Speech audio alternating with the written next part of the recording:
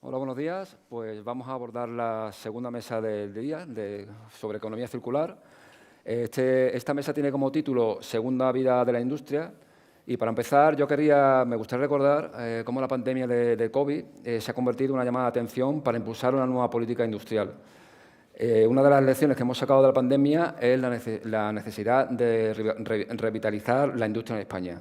La industria, como todos sabéis, es una fuente de riqueza y de empleo, pero también tiene un reverso que es el fuerte impacto medioambiental.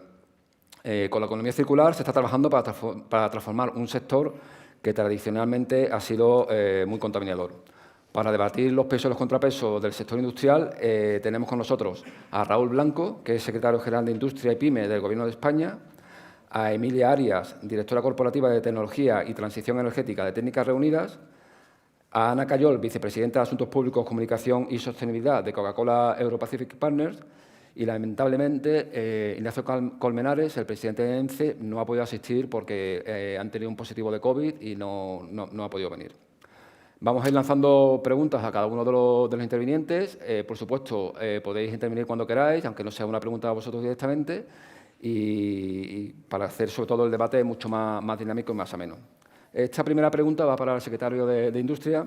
La economía circular es uno de los elementos principales a los que se van a dedicar los fondos europeos Next Generation.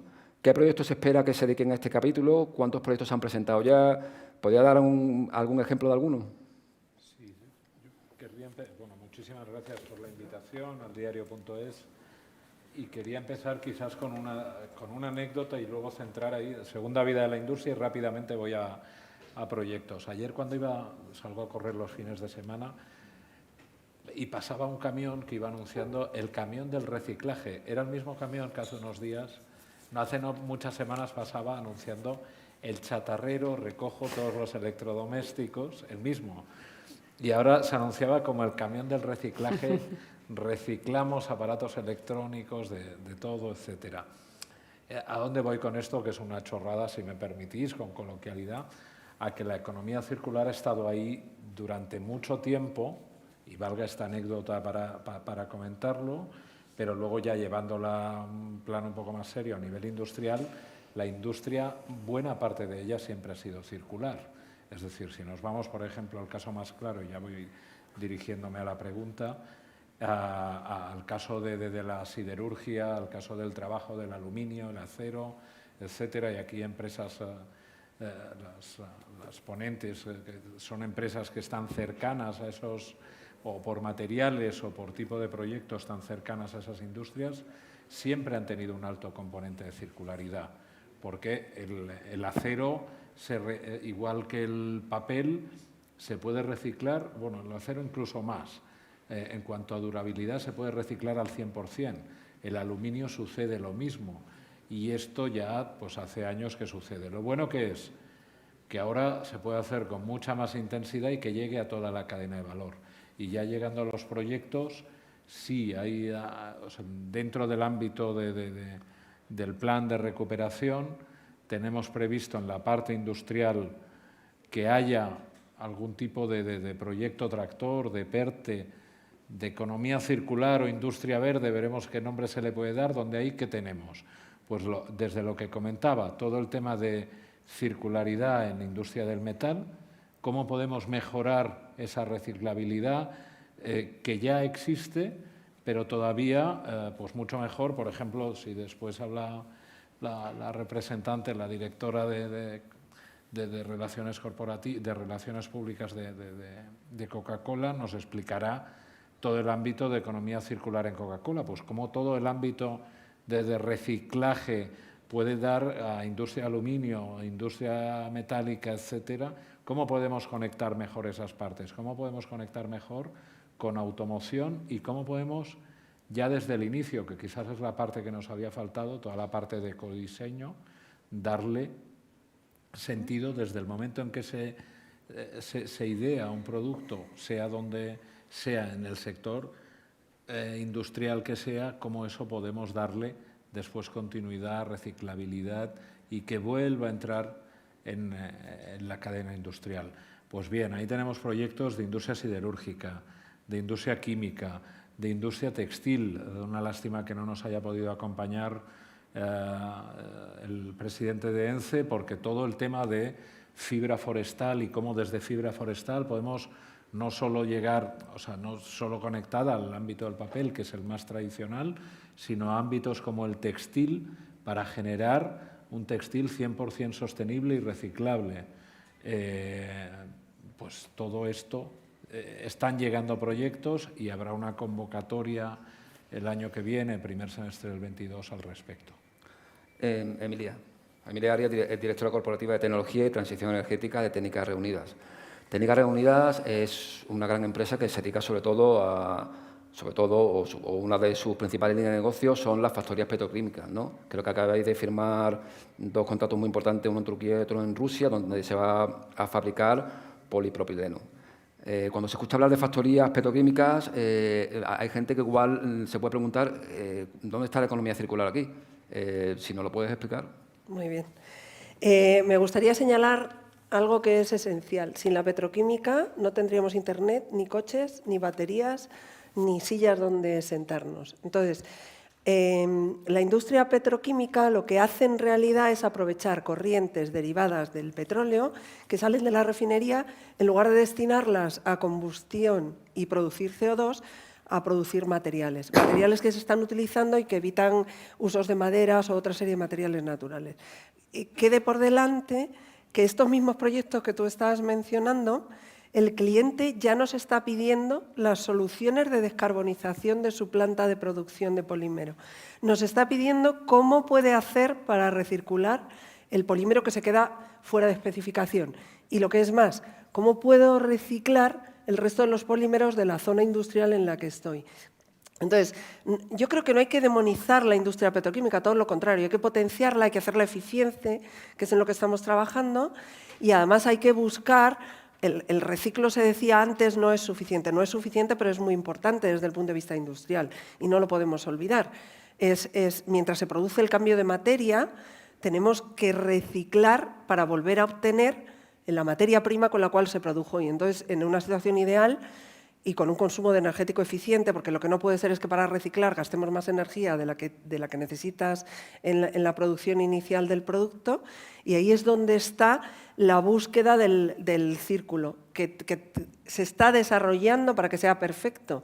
¿Por qué digo esto? Porque los grandes tecnólogos de las plantas de polímeros están trabajando ya en una producción de un polímero del cual se pueda recuperar un porcentaje mucho más alto del que se está recuperando ahora, que es uno de los problemas del reciclaje. El reciclaje no es todo lo eficiente que debería ser, pero estamos trabajando para que sea. Y hay mucha materia que se puede reciclar, mucho tipo de polímero, que lo que no debe ocurrir, lógicamente, es que acaben en el mar hechos microplásticos, ¿no? Esta es la búsqueda continua y en lo que estamos trabajando. Los productores de plásticos y las empresas de ingeniería que les ayudamos a montar esa industria, ¿no? Ana Cayol, de Coca-Cola. Claro, hablando de microplásticos y de residuos, Coca-Cola produce aproximadamente un 10% de los envases plásticos que se desperdician en el planeta. ¿Qué puede hacer una empresa como la vuestra para conseguir rebajar un poco estos desperdicios y recuperarlos y reciclarlos? Bueno, muchas gracias antes de nada por dejarnos participar aquí. Bueno, las empresas creo que somos un agente social muy relevante todos. Ya hablamos de corresponsabilidad, esta mañana se ha hablado mucho. Todos los agentes sociales, lo bueno es que rememos en esta misma dirección, ¿no? Nosotros, desde luego, como las industrias, en general las empresas, utilizamos recursos de manera intensiva. En nuestro caso, envasamos nuestros productos en envases y tenemos que ser muy sostenibles y garantizar la circularidad, garantizar la sostenibilidad de esos envases al 100%, ¿no? Nosotros nos hemos fijado como objetivo en Coca-Cola en Europa ser neutrales en emisiones de carbono en 2040 y para ello la producción de envases es un tema muy relevante y muy ligado a eso, puesto que es el 40% de las emisiones de nuestra cadena de valor. ¿Qué podemos hacer las empresas? Bueno, podemos, en primer lugar, utilizar tecnologías para ser más eficientes en nuestros procesos productivos y para eso la digitalización ayuda, la investigación en todo tipo de innovación que nos ayude no solamente a dar con materiales alternativos, sino también a dar con sistemas de reciclado que habiliten la posibilidad de que esos materiales reutilizados se puedan utilizar mejor para uso alimentario, ¿no? Que requieren unas condiciones muy específicas, por ejemplo. Pero también, desde luego, podemos compensar todo aquello que no podamos reducir, que desde luego se podrá reducir cada vez más gracias a esta tecnología que va avanzando muy deprisa, ya que esto es muy foco en la agenda pública y en la agenda social, pero todo aquello que no se pueda reducir, compensarlo con proyectos de compensación. Luego, tomárnoslo muy en serio todos los agentes sociales, tener mediciones muy claras, no solamente a largo plazo, sino como esta mañana decía el decano, que me ha gustado mucho, que esto no quede en un tema deseable, ¿no? Simplemente en una declaración de intenciones, sino que haya objetivos muy tangibles a corto, medio y largo plazo que se puedan revisitar y mitigar o corregir en su caso, ¿no? Integrarlo también, en el caso más corporativo, en los objetivos de desempeño, por ejemplo, de directivos. Nosotros lo hemos hecho, los objetivos de descarbonización, y ayudar también a ser las empresas más grandes. Creo que tenemos también ese deber y esa obligación de servir como tractoras o como impulsoras de otras empresas más pequeñas o otros agentes sociales que también puedan de alguna manera ver lo que se está haciendo, ¿no?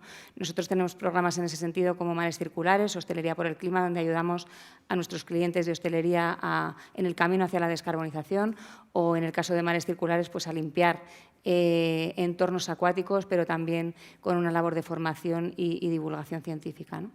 En el caso concreto de envases que te referías más, tenemos enmarcado dentro de nuestro compromiso de Coca-Cola a nivel mundial, World Without Waste, un mundo sin residuos, el compromiso de recoger todos los envases, el equivalente a todos los envases que ponemos en circulación. Y trabajamos en la circularidad de nuestros envases, de huir de ese modelo lineal que titula esta jornada de producir, usar y tirar, a producir, usar, reciclar y reutilizar, ¿no? Y trabajamos ahí en muchos ámbitos. En primer lugar, garantizando que el 100% de nuestros envases son reciclables. A día de hoy, esto en España ya es un hecho, el 100% de nuestros envases son reciclables. También trabajamos para incorporar material reciclado en todos nuestros envases cada vez más, eliminar el material de origen fósil de ellos, y estamos también avanzando ahí rápidamente para cada vez incorporar más, no solo en nuestros envases primarios, también en los secundarios y en los embalajes. También trabajamos mucho en ecoinnovación y en todo el proceso, no solamente desde el comienzo de investigar e invertir en I+D para dar con materiales alternativos a los plásticos o a los materiales de origen fósil, sino también, como decía, pues en el proceso de reciclado, ¿no? Que tan importante es recogida y reciclado para dar con tecnologías, pues por ejemplo, de despolimerización parcial o total, que nos permita el uso de esas botellas recogidas que se puedan utilizar una y otra vez para conseguir esa circularidad real, ¿no? Y luego comunicar, como decía. No creo que, si tenemos la suerte de contar con marcas que tengan capacidad de comunicar más allá, es muy importante utilizarlo para de alguna manera, pues, entre todos, llevar la cultura del reciclado, llevar una concienciación medioambiental más allá, ¿no? Nosotros, por ejemplo, pues hemos hecho campañas que habréis visto con Aquarius este año, que invitan a reciclar. En todos nuestros tapones invitamos a reciclar. En la anterior COP que vino a Madrid, a última hora, también hicimos una campaña donde invitábamos a no comprar nuestros productos si la gente no estaba dispuesta a reciclarlo, ¿no? Creo que es importante que bueno, pues las empresas, desde luego, tenemos la obligación de liderar este camino y estamos poniendo de nuestra parte. El secretario general de Industria y Pymes. Vamos a centrar un poco las pymes porque, bueno, las grandes empresas pues sí tienen muchas veces más facilidad o más recursos para poder dedicarse a la economía circular. Pero ¿qué pasa con las pymes? ¿Qué está haciendo el Gobierno para que las pymes puedan entrar en proyectos de economía circular? Primero, disculpas porque, Ana, no he dicho bien tu cargo, que es vicepresidenta de Asuntos Públicos. He dicho directora de Relaciones Públicas y ahora estaba mirando, digo, o sea, que disculpas. En cuanto a las pymes, para los proyectos tractores, tal y como ya pusimos públicamente en las manifestaciones de interés que se presentaron hace ya casi un año, se requería que de todas las agrupaciones de empresas, mínimo 5 empresas participantes en un proyecto tractor, el 40% fueran pymes. O sea, cualquier proyecto tractor, cualquier PERTE va a tener el requerimiento de que el 40% de las empresas participantes sean pymes. 1. 2. Los porcentajes de ayuda son más altos en el caso de pyme. Eso nos viene dado por normativa europea y, por tanto, tanto en ámbitos como I+D, sostenibilidad, digitalización, siempre el porcentaje de ayuda es más alto en el caso de las pymes. Por tanto, esos elementos, una, de exigir o pedir que haya un número relevante de pymes participando en lo que serían proyectos conjuntos. 2, tanto para proyectos conjuntos como individuales, tener un mayor apoyo diferencial para las pymes. Con esos elementos creemos que además ya vienen de manera natural, no son cosas que hayan surgido ahora, sino que en todas las líneas del Ministerio ya había, los programas tradicionalmente ya tienen un papel muy importante en las pymes y desde hace muchos años y están muy pensados y dirigidos hacia pyme. Ahora tenemos la oportunidad de ir a grandes programas, a cadena de valor, como hablaba antes, pero que sin que eso nos haga perder esa identificación, ese elemento de pyme. Por lo tanto, aquí, además, animar a las pequeñas y medianas empresas a presentarse a las convocatorias. No tiene nada extraño las convocatorias, porque como con esto hay mucho ruido y muchas noticias continuamente, convocatorias públicas, publicadas en BOE, para proyectos conjuntos o proyectos individuales y, por tanto, es ir siguiendo la actualidad, ir detectando y madurando proyectos, y aquí podemos acompañar dentro de servicios como Financia e Industria, que está en la web del Ministerio, podemos acompañar especialmente a las pymes y, por tanto, ver dónde encajan cada uno de los proyectos. Emilia, en Técnicas Reunidas tenéis un proyecto que a mí me parece bastante interesante, que es de reciclaje de palas de los molinos que producen la energía eólica, que yo no sabía, hasta ahora me he enterado que, por lo visto, hasta ahora, bueno, o era una práctica normal que se enterraran una vez que terminaban su vida útil. ¿Puedes explicar un poco más en qué consiste este programa? Es un proyecto muy interesante por el cual hemos recibido el premio Retina del país. Estamos en colaboración con una pequeña empresa bastante visionaria que desarrolló la tecnología para este reciclaje. Yo os invito a que veáis los grandes cementerios de palas que hay, por ejemplo, en Estados Unidos, que es brutal el desperdicio que se está haciendo. Y aquí esta pequeña empresa tuvo la idea de poder recuperar las fibras de las palas. En España ahora mismo creo que hay más de 64.000 palas instaladas que tienen una vida útil determinada porque debido a las tensiones hay que reciclarlas o recuperarlas en un momento dado. Entonces, este proyecto consiste en poder recuperar esas fibras, pero tienen que ser de la calidad de la fibra original, porque la pala es muy demandante en resistencia y en calidad de la fibra. Y ahí es donde está, digamos, la visión de esta pyme o pequeña empresa que necesita apoyo para convertir su tecnología o escalarla a nivel industrial, y ahí es donde Técnicas Reunidas está colaborando con ellos en ayuda a la mejora del ciclo, de su ciclo tecnológico. Y me gustaría mencionar que esto es un ejemplo, es el que más visibilidad ha tenido por esto del premio, pero estamos trabajando con muchas pequeñas empresas y llegando a acuerdos. ¿Por qué? Pues porque, como se decía, y la promoción que está haciendo el Gobierno es muy interesante de las pymes. Las pymes son empresas mucho más ágiles que cualquier gran empresa. Son empresas que dan trabajo a mucha gente joven. Tienen ideas absolutamente revolucionarias que si las traen a las grandes empresas les podemos ayudar. Es mucho más difícil que una gran empresa, una macroempresa, genere ideas revolucionarias porque tienen que pasar por un proceso interno muy largo hasta que la idea se lleve a cabo. Y, sin embargo, las pymes son empresas mucho más ágiles y gracias a eso, desde la gran empresa se colabora con ellos, se promociona el trabajo que están haciendo. Nosotros estamos trabajando en consorcios para reciclaje de aceite de cocina y poder producir bioetanoles y productos que se puedan usar en combustiones revolucionarias. Y digo revolucionarias porque todavía hay que desarrollar los motores que utilicen ese otro tipo de combustibles. estamos con empresas que trabajan en el mundo del hidrógeno, que hay que aumentar eficiencia de la generación de hidrógeno, y también hay pymes con las cuales estamos colaborando. Estamos trabajando junto con Repsol y pequeñas empresas en el reciclado de plásticos para poder recuperar el etileno y el propileno, que son las materias primas, y recuperarlo, como decía antes, con unas eficiencias mayores de las que se están teniendo para que sea mucho más rentable reciclar. Y yo creo que todo esto, y gracias a la labor que está haciendo el Gobierno, va a conseguir algo que es absolutamente esencial en la economía circular, que es que empresas de diferente tipo y con diferentes objetivos se pongan a trabajar juntos, que es la verdadera esencia de la economía circular. Las palabras sinergia, que están muy utilizadas, son absolutamente claves, y simbiosis en la economía circular, porque hay parte de lo que es el desperdicio o el resto de una empresa que va a ayudar a montar la siguiente empresa. Hay sectores que puede ser el acero, el cemento, ¿no?, que se habla de ellos como los grandes emisores de huella de carbono y tal, están empezando a relacionarse con industria química porque hay determinados productos que se pueden producir con el CO2 que se está generando en el horno de la acería, por ejemplo, ¿no? Y entonces, y desde empresas como Técnicas Reunidas, digamos, que teníamos el foco muy puesto en la industria del petróleo y petroquímica, estamos abriendo el foco para colaborar con todas estas empresas y viendo ya la unión de empresas de diferentes sectores que hasta ahora estaban en silos mucho más estancos, ¿no?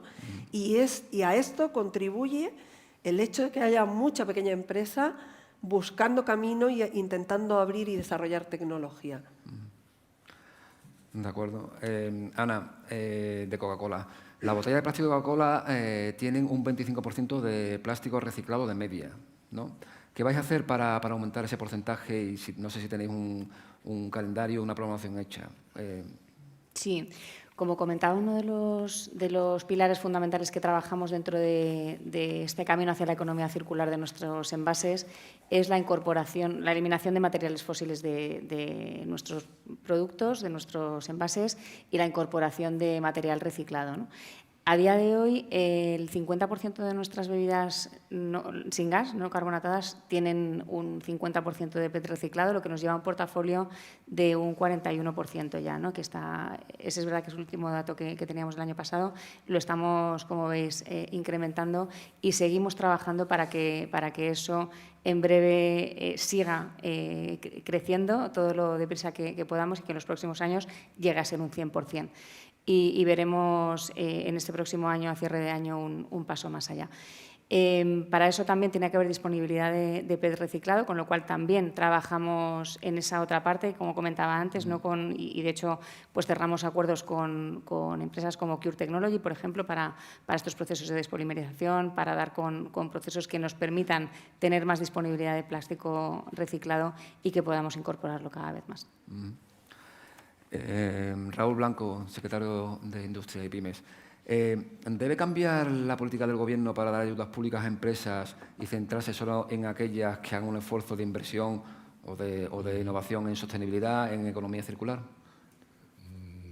Bueno, ahí hay una obligatoriedad absoluta dentro del plan de recuperación, pero voy a referirme a una cosa que decía Emilia, al tema de simbiosis.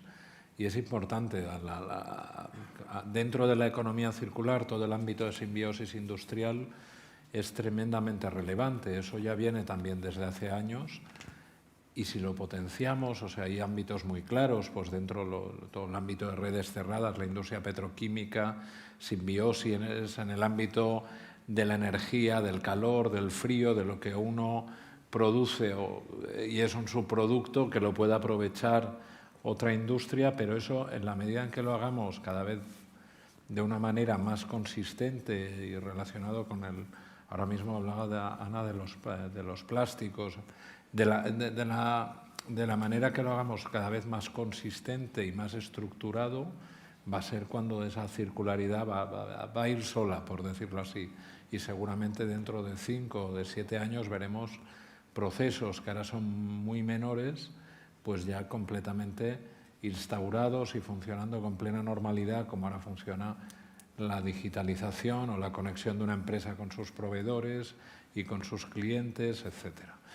Respecto a la sostenibilidad, hay un elemento primordial, plan de recuperación, transformación y resiliencia. Hay que cumplir el principio del do not significant harm, del no causar cualquier actuación subvencionada, incentivada por el plan de recuperación, no puede causar daño al medio ambiente. Por tanto, eso nos obliga a que cualquier actuación que llevemos a cabo en el marco del plan de recuperación tenga que ser benchmark a nivel europeo y mundial en emisiones cero, en circularidad, etcétera. Y es una obligación, es decir, porque después de eso dependerá la justificación del plan ante la Comisión Europea. De acuerdo. Mira, Arias, en Técnicas Reunidas tenéis una línea de negocio también muy potente en la gestión de residuos, ¿no? Pero yo muchas veces me pregunto, ¿en la economía circular debe ser abordada como una línea de negocio o tratar de desacoplar el uso de recursos del crecimiento económico? Es decir, ¿cómo hacéis el balance ahí, por ejemplo, en una línea como es la gestión de residuos? Yo creo que es complementario. O sea, es una línea de negocio, pero a la vez no es independiente, digamos, ¿no? Está relacionado con todo lo que hacemos. ¿Qué hemos hecho? ¿Cómo hemos empezado a buscar tecnologías que sean aplicables del reciclaje? Pues con tecnologías que ya teníamos y que estaban existentes y disponibles. Estás mencionando el proyecto de Suiza, que es una tecnología para una recuperación de metales de residuos de incineradoras o de residuo urbano. Esta tecnología había sido pensada para otro uso, más minero, digamos, ¿no? ¿Qué ocurre? Que uno se replantea la utilidad de todo esto para enfocarlo hacia la reutilización del residuo, de alguna manera hasta exprimirlo y que ya no quede nada más. Esto es una línea de negocio, por un lado es una línea de negocio, pero por otro lado es poner en valor lo que ya tienes y sigue estando en tu forma de crecimiento económico. O sea, yo creo que no se puede desligar la economía circular del crecimiento económico y de generación de nuevas líneas de negocio, ¿no? Por ejemplo, nosotros en nuestras obras hacemos excavaciones, hay que hacer mejora de terreno para poder construir las plantas, se utilizan metales para chapas, etcétera. Y entonces hay una de las cosas que estamos haciendo, acompañados por compañías locales que se han creado y que están viendo el valor en esto, que es la reutilización, por ejemplo, de las chapas sobrantes, que son recortes de las grandes chapas que utilizas en la obra, para generar los carteles y señalizaciones que hay que hacer. Hay empresas especializadas que utilizan todo el terreno una vez descontaminado. El residuo contaminado se lleva a un vertedero absolutamente confinado y totalmente regulado, pero luego el resto de la tierra que se puede reutilizar pues se utiliza para mejora y preparación de carreteras y comunicaciones de donde esté la planta, ¿no? Y aparecen empresas locales, que en ocasiones son empresas pequeñas, que se están especializando en esta reutilización del residuo. Eso para ellas es una nueva línea de negocio. Para Técnicas Reunidas con la gestión global de la obra, encima es un ahorro, porque estamos utilizando los mismos materiales con los que ya contábamos, ¿no? El agua que se comentaba esta mañana, pues el agua se reutiliza a base del agua para hacer pruebas hidráulicas en una planta, sin querer entrar en mucho tecnicismo aquí, son grandes cantidades de agua. Y ese agua somos capaces de limpiarla para volverla a reciclar y volver a utilizar, y al final se queda en un tanque y sirve incluso para el agua contra incendios de la instalación que venga después, ¿no? Y todo esto se hace en compañía de empresas que ven esto como una línea de negocio. ¿Separada del crecimiento? No, en complementario al crecimiento. Hablando de agua, Ana, Coca-Cola es uno de los grandes consumidores de agua por el tipo de producto que vende. ¿Qué está haciendo para reponer este consumo? Sí, efectivamente el agua también es uno de los ingredientes principales de nuestros productos, con lo cual aquí tenemos que hacer de nuevo un uso totalmente cauteloso, totalmente responsable con este recurso hídrico para protegerlo para las generaciones futuras, ¿no? Aquí trabajamos en dos áreas de actuación. En primer lugar, queremos reducir la ratio de agua que utilizamos en nuestros procesos productivos, y para eso nos hemos fijado un objetivo de reducción del 20% del agua que utilizamos a 2020, que ya digo que es una ratio muy baja en la industria, pero aún así hemos reducido a día de hoy un 16,7% de esta ratio en nuestros procesos productivos y seguiremos en esta línea de reducirlo todo lo que podamos. Y la segunda vía es recuperar, reabastecer a la naturaleza con el 100% del agua que incorporamos en nuestros productos que comercializamos cada año, ¿no? En este sentido, ¿cómo lo hacemos? Pues a través de proyectos medioambientales en los que o bien producimos ahorros de agua o bien reabastecemos a cuencas hidrológicas de agua en mejores condiciones con proyectos medioambientales, como decía, que trabajamos con distintas entidades medioambientales.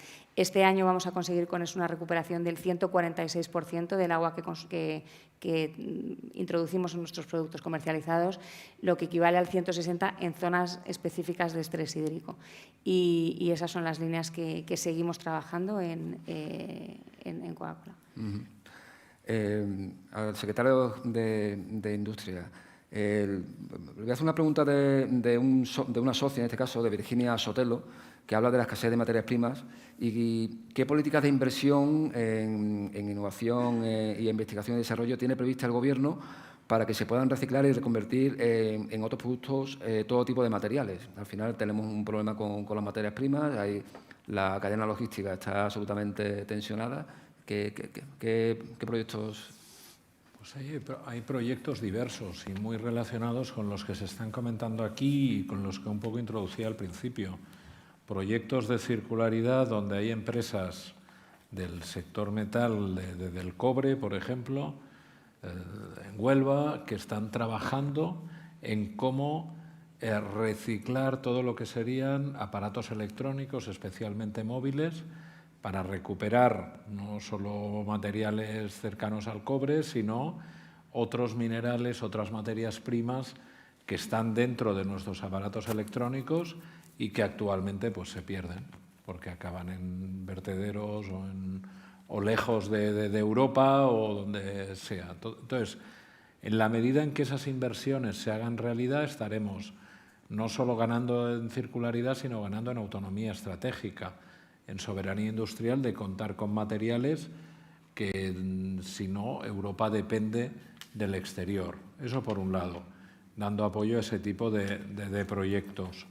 Dos, dentro del plan de recuperación, cuando hablamos de cadena de valor, por ejemplo, en el caso del vehículo eléctrico, hablamos de baterías, hablamos de coche eléctrico, hablamos de componentes, y aquí la idea es tener toda la cadena de valor en España y, por tanto, contribuir a que esté toda la cadena de valor en Europa. O sea, teniendo esa autonomía estratégica, esa garantía de suministros, de recursos, que de otra manera no tendríamos, porque en el ámbito de baterías pues hemos visto que todas venían de Asia. Tenemos capacidades para generar, antes hablaba de energías también renovables, pues generar todo lo que sería almacenamiento energético a través del hidrógeno. Tenemos la energía renovable, tenemos una industria petroquímica capaz de aprovechar y producir hidrógeno, tiene todo el conocimiento y cómo eso puede ir después tanto para descarbonización industrial, almacenamiento energético, transporte, etcétera. En la medida en que tengamos esos grandes proyectos de cadena de valor, vamos a conseguir garantizar ese suministro de materias primas. Evidentemente asociado a la pandemia, después de haber separado la economía durante unos meses y de haber arrancado y creciendo a 2 dígitos en muchos sectores industriales, etcétera, eso está generando tensiones. Pero bueno, ahí puede haber parte de las tensiones que sean coyunturales. Pero hay otras, como los semiconductores, como el tema de minerales, de materias primas, etcétera, que son más estructurales. Y es ahí donde debemos actuar y donde la circularidad es uno de los elementos de decir, oiga, si aprovecho, si realmente consigo llegar a procesos circulares en ámbitos como el plástico, los metales, etcétera, vamos a tener mucha más disponibilidad de materias primas. Luego hay otras reflexiones que darían para 3 mesas redondas, que es si Europa quiere realmente tener esa autonomía estratégica, pues deberá recuperar minería, deberá hacer un debate energético, etcétera, y de ver cómo eso lo hace. Está claro que ahí las soluciones siempre salen de la industria, en un sentido amplio, ¿eh? Aquí entrando energía, minería, siempre van a estar ahí las soluciones. Por tanto, lo que tenemos que hacer es potenciar al máximo esas soluciones, vengan por economía circular o venga por generación de nuevos proyectos que se sitúen en nuestro país y en Europa. Y me vais a disculpar porque tengo que salir corriendo hacia otro sitio. Es muy mal educado marchar y dejar aquí a la mesa a medias, no lo hago nunca, es la primera vez que me sucede en 3 años, pero tengo a la presidenta de Navarra a las 12:30 en la otra punta de Madrid para una jornada agroalimentaria y al final con cambios de horas y esto se me ha juntado. Y entonces lo que no querría es estar aquí sufriendo y mirando alrededor, con lo cual voy a salir ahora. Muchísimas gracias al diario.es por la invitación, a Arsenio, a su director que está allí en el público, y me tenéis a disponer para cualquier cuestión y cualquier aclaración y también, por supuesto, para los proyectos que tengáis desde Coca-Cola, desde Técnicas Reunidas, desde ENCE, que no ha podido venir, lo mismo, a disponer. Muchísimas gracias. Coincidamos hasta otra la vez. próxima. Hasta la próxima, hasta la próxima. Gracias. Adiós. Vale, nosotros seguimos, ¿vale? Que todavía nos queda un poco para esta mesa. Emilia, en Técnicas Reunidas estáis investigando y trabajando con el hidrógeno, biocombustibles y la captura del CO2 en proyectos de descarbonización. Pero ¿cuándo se podrán ver que estos proyectos son una realidad? Te lo digo sobre todo, por ejemplo, con el tema del hidrógeno, que hace ya, incluso Jeremy Rifkin escribió un libro hace ya un montón de años, que esta era la era del hidrógeno y todavía estamos esperando que llegue. ¿Cuándo se van a poder ver estos proyectos? Bueno, a mí me gustaría mencionar que ya estamos en el camino. Técnicas Reunidas ya está ejecutando un proyecto de hidrógeno verde con Real en Mallorca, dedicado a la movilidad y al uso en edificios para calefacción y aprovechamiento energético. Es pequeño y hace falta que estos proyectos crezcan. No crecen porque todavía el modelo económico tiene que cuadrar. Y aquí es súper importante lo que comentaba Raúl. ¿Cómo va a cuadrar el modelo económico? Pues cuando tengamos toda la cadena de valor conectada, digamos, ¿no? Uno no puede hacer metanol que salga a 3 veces el precio del metanol que obtienes vía producto de petróleo si después además no hay motores que sean capaces de quemar ese metanol. Entonces, por un lado están los números económicos que ya van cuadrando y ahora os comento algunos datos, y por otro lado está el intentar cerrar la cadena de valor completa, porque está muy bien hablar de hidrógeno para movilidad, pero si no hay camiones que se muevan con hidrógeno, pues es que no sirve de nada, ¿no? El hidrógeno como aprovechamiento energético tiene una eficiencia un poco baja y ahí es donde se está trabajando en el desarrollo de electrolizadores. O sea, hay una parte de los proyectos que van a necesitar un poco de desarrollo tecnológico. Y digo un poco porque no estoy hablando de proyectos a desarrollar a 10 años vista, estamos hablando de 2, 3 años vista. Es perfeccionar la tecnología que ya tenemos. Eso por un lado. Y luego, por otro lado, cerrar la cadena.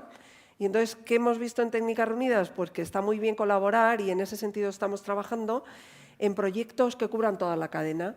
Intentar unir a todos los actores para al final poder tener un vehículo que se mueva con metanol o que se mueva con amoníaco verde, que a su vez viene del hidrógeno, de forma que consigamos cerrar el círculo y económicamente el proyecto tenga sentido, ¿no? Esto por un lado. Y luego, por otro lado, sí que me gustaría comentaros que hasta ahora la mayoría de los requisitos que recibíamos de los clientes eran estudios de viabilidad, ingenierías conceptuales, un proyecto FIT, que no dejan de ser proyectos de ingeniería donde uno acaba sobre un papel diciendo qué es lo que habría que hacer, pero no eran proyectos a ejecutar. Sin embargo, ya hemos empezado a recibir peticiones para proyectos a ejecutar, llaves en mano o no, con diferentes modalidades, porque el mercado del gas y el petróleo es un poco diferente del mercado de las energías renovables, pero estamos recibiendo ya proyectos que son multibillion para ejecutar y con idea de que se ejecuten en el año 2022. Entonces, la idea es que ya se pongan en marcha los proyectos de captura de carbono.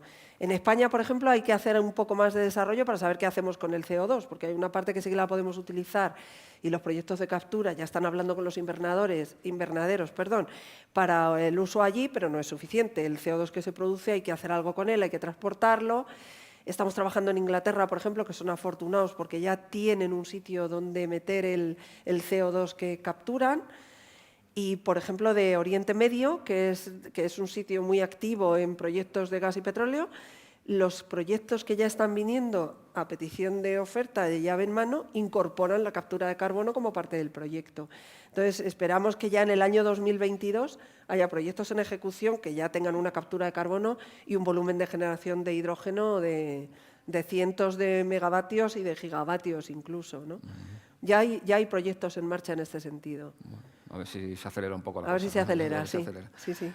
Ana, cada vez hay más preocupación por los envases que acaban en el medio ambiente, especialmente en las playas y los mares, ¿no? Pues todos hemos visto las fotografías de los plásticos en el mar. ¿Qué puede hacer una empresa como Coca-Cola para reducir el impacto de estos plásticos en el mar, en nuestro entorno? Bueno, primero, trabajar en la vía de minimizar el uso de envases, trabajar en tecnologías que nos permitan otras alternativas de envases, de materiales me refiero, y trabajar también en nuevos sistemas de dispensados, sistemas que no necesiten un envase como rellenables. Por ejemplo, nosotros utilizamos el 27% de nuestro parque ahora mismo en España es rellenable, que son envases que permiten 25 viajes aproximadamente de media, tras lo cual están muy deteriorados, pero se destinan íntegramente a calcín para otros usos, ¿no? Con lo cual eso, pues estamos también trabajando en estas vías. Y luego, bueno, nosotros trabajamos en proyectos como Mares Circulares, que lo he mencionado antes, pero que es un proyecto de limpieza de entornos acuáticos que tiene 4 años ahora mismo este programa, y hemos limpiado 200 playas, entornos marinos, fondos marinos.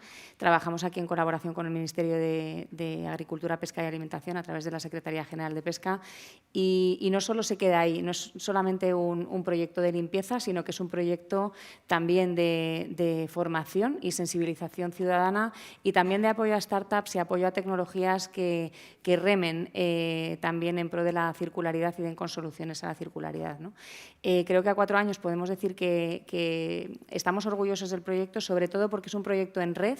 Creo que representa muy bien lo que debe ser este tipo de objetivos y de proyectos. A día de hoy más de 1000 entidades, fundaciones y asociaciones forman parte del proyecto. Y hemos conseguido pues, que 62.000 personas hayan pasado por la formación, 14.000 voluntarios han pasado por aquí, se han recogido más de 1.200 toneladas de residuos del mar y de entornos acuáticos, y queremos seguir remando en esa dirección, ¿no? Y luego también pues, comunicación, ¿no? Desde luego, bueno, hacer mucho, todo lo que se puede hacer para reducir, para incorporar material reciclado, para conseguir al final esa circularidad que todos anhelamos, y que consiga que una y otra vez ese material que se desperdicia y acaba en el mar, no acaba en el mar, ¿no? Nosotros, como decía, tenemos ese compromiso de que ninguno de los envases, el equivalente al número que ponemos en circulación, acabe en los océanos y en los entornos acuáticos, y esa es la idea con todo este tipo de acción.